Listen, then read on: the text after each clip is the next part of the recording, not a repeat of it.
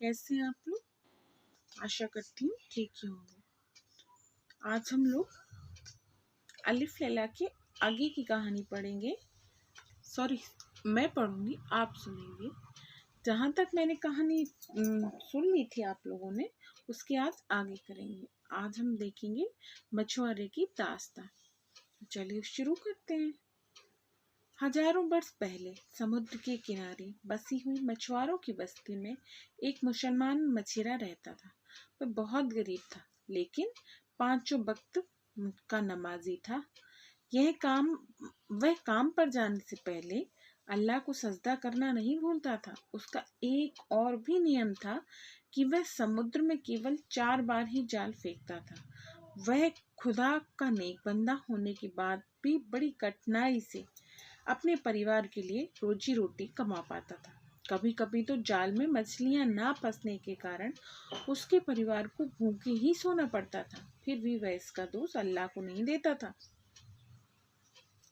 मछुआरा नियम पूर्वक सूर्य निकलने से पहले समुद्र पर जाता और 4 बार उसमें जाल डालता।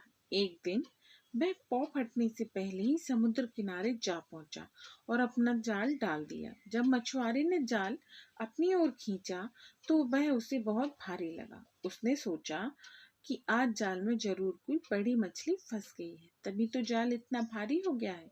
लेकिन जाल निकालने पर उसने देखा कि उसमें मछली नहीं बल्कि एक गधे की लाश थी। जाल को ठीक करके मछुआरे ने दोबारा जाल पानी में फेंका तो इस बार वह कीचड़ और कांटों से भरकर रह गया। उसने तीसरी बार जाल फेंका तो इस बार भी कोई मछली नहीं फंसी बल्कि कंकर तथा कुछ छोटी मछलियां ही थीं। यह देखकर वह मछुआरा उदास हो गया। तब तक सूर्योदय हो गया। सूर्योदय होने पर मछुआरे ने अपना जाल एक ओर रख दिया और वह नमाज पढ़कर अल्लाह से दुआ मांगने लगा। दुआ मांगकर मछुआरे ने चौथी बार अपना जाल समुद्र में फेंक दिया और आहिस्ता आहिस्ता उस जाल को अपनी ओर खींचने लगा। जाल को पानी से बाहर निकालकर उसने देखा कि जाल में मछली की जगह पीतल का एक लोटा फंसा है। लोटा भारी देखकर मछुआरे ने सोचा कि जरूर इस लोटे में कोई खाने पीने का सामान है, तभी ये इतना भारी है। लोटा जाल के बाहर निकालने पर उस मछुआरे ने सोचा, अगर इस लोटे में खाने पीने की कोई चीज ना निकली तो इस लोटे को बेचकर ही अपने परिवार के खाने का कुछ उपाय कर लूंगा। तब अपनी छुरी से उस मछुआरे ने लोटे के मुंह को खोल दिया। लोटा खाली था। उसने लोटा नीचे रखकर अपना माथा ठोक लिया और बोला, वारी किस्मत, लोटा भी खाली निकला। तभी लोटे के अंदर से अचानक धुआं निकलने लगा। उस धुएं को लोटे से निकलता देख वह मछुआरा अपनी आंखें मलता हुआ पीछे हट गया। उसी समय आकाश में ऊपर की ओर उठता हुआ धुआं समुद्र के किनारे पर फैल गया और धीरे धीरे वह एक विराट रूप धारण कर विशाल राक्षस के रूप में बदल गया।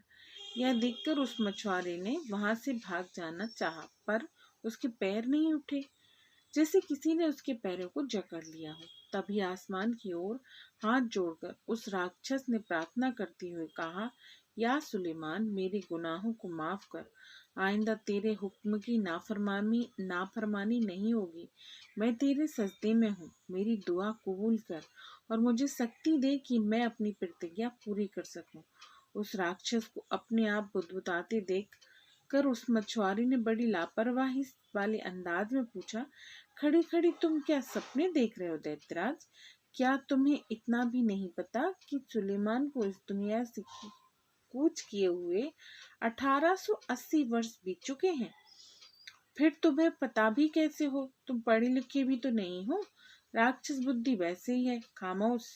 राक्षस गुस्से में चीखा और बोला, तुम्हें मालूम नहीं है कि तुम किससे बात कर रहे हो? तुम्हें सभ्यता नाम की कोई चीज नहीं है। अरे राक्षस भाई, तो ये शुक्र मना कि मैंने तुझे गधा या मूर्ख नहीं कहा। अगर कहता तो अच्छा था, पहले खुद तो सभ्यता सीख ले, उसके बाद मुझे सिखाना। बड़ा आया सभ्यता सिखाने वाला। उस मछुआरे ने तुनक कर कहा। खबरदार मूर्ख मछुआरे, राक्षस ने क्रोध में भरकर कहा। इससे पहले कि मैं तुझे खत्म कर दूं, तू सभ्यता के दायरे में रहना सीख ले, तहजीब और अदब से बोलना सीख ले, वरना क्या करेगा तू? मुझे मार डालेगा? आखिर मेरा गुनाह क्या है जो तू मुझे मार डालेगा? मैंने तुझे लोटे से आजाद किया, क्या यही मेरा गुनाह है? मछुआरे ने भी थोड़ा अकड़ कर कहा। इस पर दैत्य अपने क्रोध को कुछ कम करता हुआ बोला, यह ठीक है कि तूने मुझे रिहा किया है, इसका मैं तेरे सारे जीवन एहसानमंद रहूंगा, लेकिन मैं तुझे फिर भी जिंदा नहीं छोड़ूंगा। हाँ, मैं तेरी सब बात मान सकता हूँ। तू जिस तरह की मृत्यु चाहेगा, मैं तुझे वैसी ही मौत दूंगा। यह सुनकर मछुआरा एकदम सहम गया। वह शांत भाव से बोला, दैत्यराज, इस तरह का मजाक करना आपको शोभा नहीं देता। फिर मुझ निर्दोष के खून से अपने हाथ रंगकर क्यों पाप के भागी बनना चाहते हो?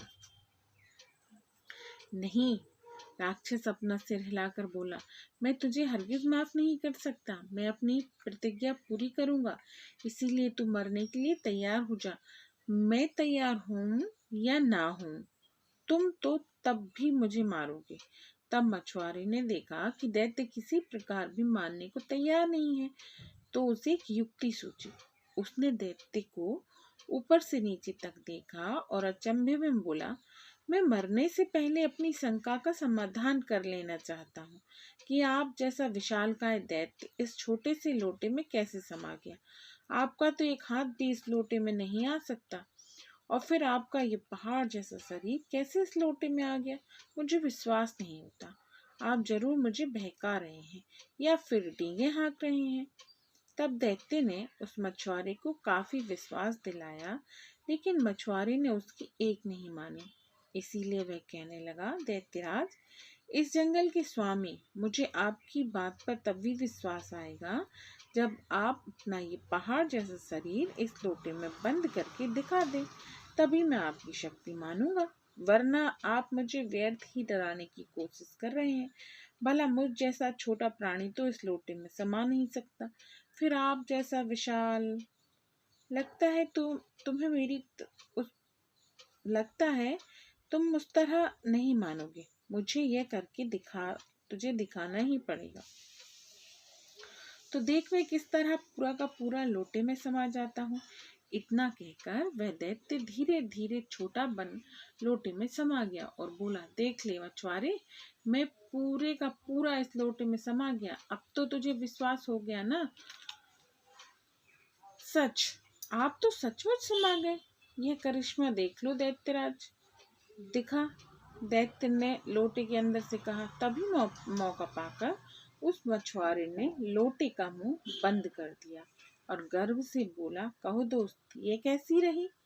अब मैं तुझे कहाँ डालूं? वास्तव में तू इसी समुद्र में फेंक देने के योग्य है, और अब मैं इसी समुद्र के किनारे अपना घर बनाकर रहूंगा।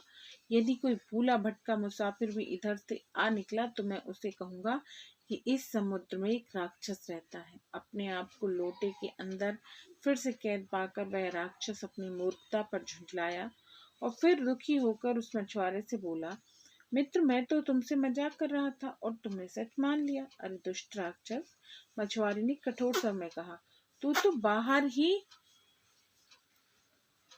भयंकर लगता था, अब मैं तेरी बातों में नहीं आने वाला। तू तो इस समुद्र के पानी में ही ठीक रह सकता है। देख मछुआरे भाई, मैं स्वभाव से राक्षस जरूर हूँ, लेकिन मेरे मन में भी दया है। मैं भी ऊपर उपकार करने वालों पर एहसान मानता हूँ। तो अगर मुझे बंधन मुक्त कर दे तो मैं तुझे अनेक अनेक उपहार दूंगा। वह दैत्य मछुआरे को फुसलाता हुआ बोला। वह मछुआरा उसकी मूर्खता पर मन ही मन हंसा और बोला, धोखेबाज, कपटी राक्षस, मैंने तुझ पर एक बार उपकार करके देख लिया है, अब मैं दूसरी बार वह गलती नहीं करूंगा। तो अगर पूरा का पूरा आग में खड़ा होकर भी अपनी बात पर विश्वास दिलाए तो भी मैं विश्वास करने वाला नहीं। अब मैं तुझे फिर से बंधन मुक्त करके मुसीबत मोल नहीं लेना चाहता। मैं खूब अच्छी तरह से जानता हूँ कि जिस तरह ग्रीक सम्राट ने ध्रुवा वैद्य के उपकार का बदला उसे अप्रतिकार के रूप में दिया था, वैसा ही तू मेरे साथ करेगा। इसीलिए सुन, अब मैं तुझे ध्रुवा वैद्य की दास्तान सुनाता हूँ। अब आगे की वीडियो में मैं आपको बताऊंगी कि किस तरह से मछुआरे ने ध्रुवा वैद्य की कहानी राक्षस को सुनाई थी। Okay, bye. अपना ख्याल रखिएगा।